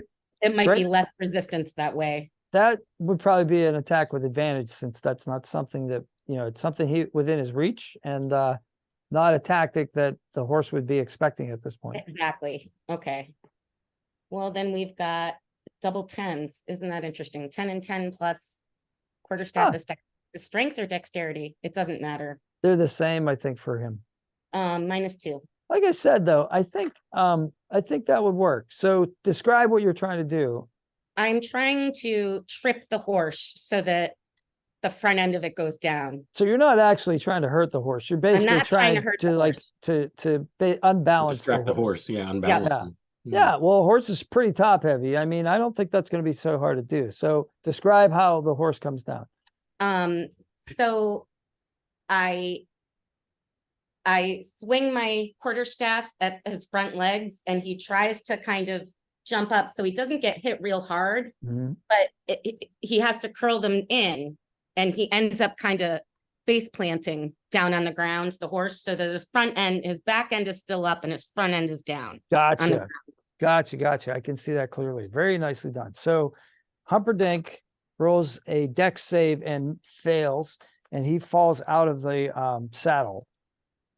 Wesley is right there, and he basically has his rapier at Prince Humperdinck's throat, and he says, "Drop your sword." Humperdinck rolls a 6 on his willpower saving throw and throws his sword to the ground. So Humperdinck is defenseless at the moment. Wesley is over top of him with his sword aimed at his neck, and it is Valerie's turn. Who's left standing? That's it. The guard is thing. gone. You have it. The guard has left the area. The one that was. Well, then I just want to basically viciously mock Humperdinck as badly as I can to just take out any last shred of dignity that he might have. Make Go him for question it. every decision he's made. Tell us what Valerie says. Oh gosh. You're so ugly. Your mother couldn't even look at you when you were born. You're so stupid. You let a bunch of freaking ragtag and you let a rat beat you.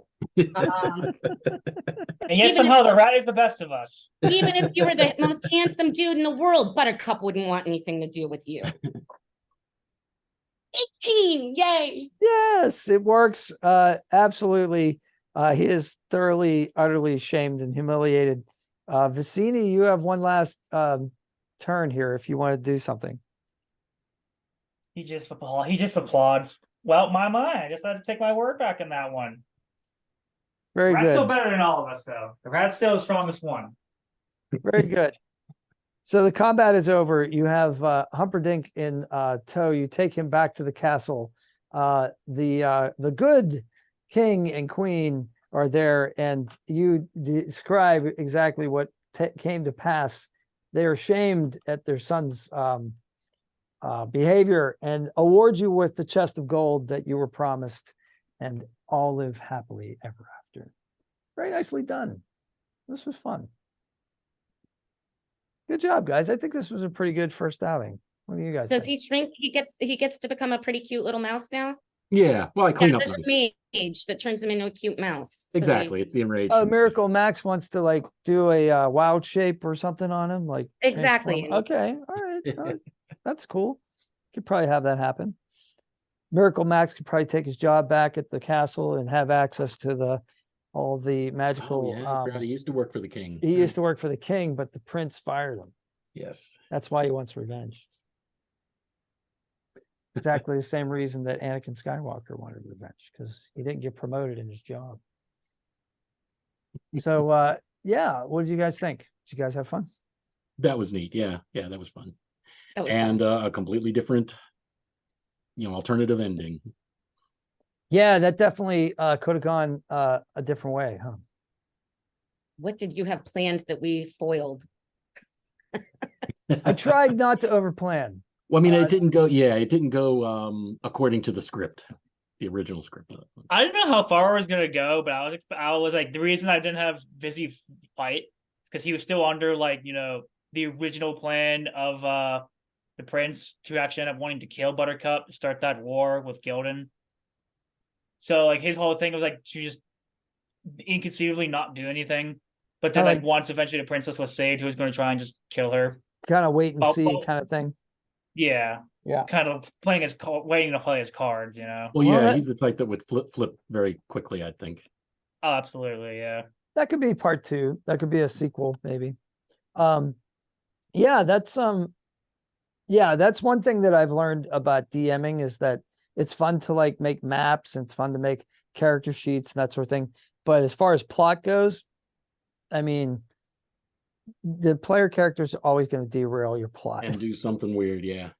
Always. And you kind of So, just like, have to roll with it. Yeah. if you want to railroad them, I mean, that's fine. But, like I like waypoints. Like I want the story to hit this and this and this. So like if we had time, I was going to like, go to the torture chamber and do that in the middle and then have a scene where you storm the castle. But the way time goes, we used our 2 hours. So like it was, it worked out well to end it in the fire swamp. But it's better to have more stuff than not enough stuff, right? Right. Mm. So, and then that's the other thing about DMing is you can always use the other stuff somewhere else. If you make a map of a castle, like a storming the castle kind of thing, you can use it as a bank vault the next time, or you know what I mean. You can modify it, so there's never any wasted preparation. Definitely. Cool. All right, so we'll have to start thinking about what do we want our next intellectual property to be. It's hard. There's so many choices. The other thing is, Ruth and I were talking about this independently, but I was thinking about a name for our group and maybe like starting a separate YouTube channel for it. And I like the idea of DnD Reboots. And Ruth actually had a great idea. We were thinking about like a pair of boots, the buckles looking like D's, so like D and D on the buckles, and then the word reboots underneath. And Ruth had made the O's into 20-sided dice, which I thought was very clever. Yeah, I don't love the whole rest of it though. Hang on, I'll get the picture up. I actually did a little sketch if I can find it. I think Tara was going to firm it up for me, but I'll show you my rough draft. I'm not an illustrator. I admit that. I'm a layout. Where did I put it? Oh.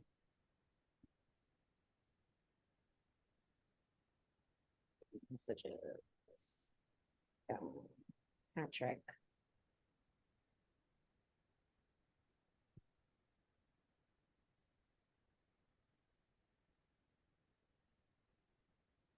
Okay. Chat. Well, it's somewhere on this mess of a desk. I can't find it, but I'll. But I took a picture of it. I can put it in the group chat, and then yeah. So anyway, I did a search to see if anybody had used that name before, and there was this group in Chicago apparently about 3 years ago that did a reboot of Die Hard, and that seemed interesting. I didn't watch the videos, but they didn't use the name DnD Reboots. It was they used reboot, but it wasn't. They didn't call their channel that. So I don't think we're stepping on anybody's toes. If we're stepping on anybody's toes at all, it's those guys, and they only seem to do like one scenario with about 5 videos, and that was 3 years ago. So I think we're probably in the clear there. You know what I mean? So Right. as far as like, because I don't want to steal somebody's idea, but actually we came up with this before I even looked that up. So I don't think this is like, there's got to be other people who've done similar things, right, in D&D, but like, as far as like putting it out there, we're not duplicating anybody too closely, right? So, and as long as it's not someone that's making a ton of money off of it, they're not going to care, right? Dude, I'd invite them to like play with us. You know what I mean? Mm-hmm. Like, I think it'd be awesome because they've already kind of, plowed the field, that they could probably give us a bunch of ideas, so, yeah. All right. So I'll be interested in hearing like, what you think after you sleep on it and all that stuff, but how we want to proceed, as far as like critiques, concerns, improvements, ideas, things like that. Do we need more lead time? Do we do this once every week, once every 2 weeks? What is it? You know what I mean? What does it take? So that kind of stuff. I'm fine with either, but regardless of what we pick, I'm not available next week because I'll be in Cleveland, or at least coming back from Cleveland. So actually, that's another thing. So it, like Anne had she's on vacation and she had some trouble with the Wi-Fi at her resort, at her place. So it seems, it's probably more than likely that one person isn't going to be able to make it on a certain, week. And that's totally fine. I mean, that happens in most D&D groups anyway, right? Because it's hard to get like 5 people together. Oh, So- I know. I was Yeah. DM myself at some point. Yeah, yeah, I told you already. It's impossible to micromanage everyone's schedules, Right. Oh, yeah. especially when you're on college. Ugh. So we wing it. So, if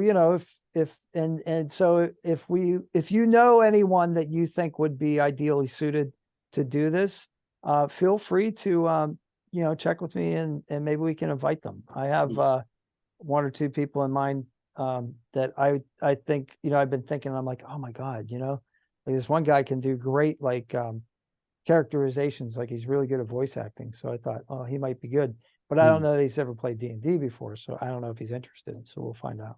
But all right. Thanks for your 2 hours of your time. If you need to go Thank you. now, feel was free fun. Thanks for to. giving us a good. Thanks for free to giving us a go. good 2 hours. Yeah. Thanks. Yeah, Right you on. bet. All right, cool. All right. We'll see you guys. See you You later. guys have a good night. Good.